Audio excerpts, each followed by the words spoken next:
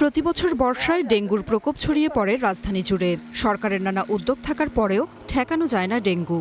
হাম নিয়ন্ত্রণে আসার আগেই ডেঙ্গুর থাবা ভাবাচ্ছে নগরবাসীকে।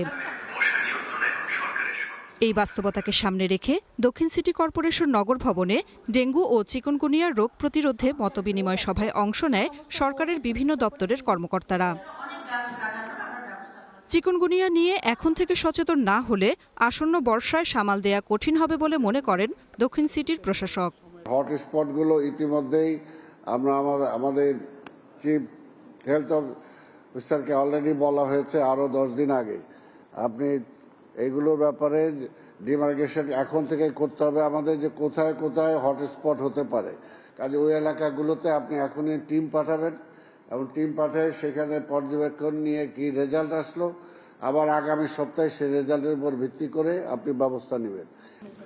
এদিকে বর্ষায় পরিচ্ছন্নতার কাজ নির্বিঘ্ন রাখতে উত্তর সিটি কর্পোরেশনের পরিচ্ছন্নতা কর্মীদের দেয়া হয়েছে রেইনকোট ও ব্যক্তিগত নিরাপত্তা সামগ্রী।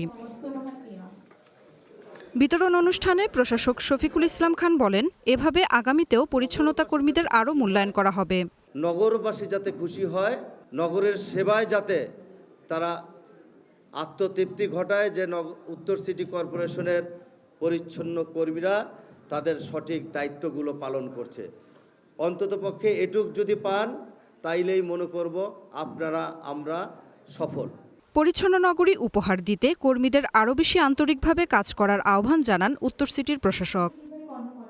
Nafia Farsana, Star news.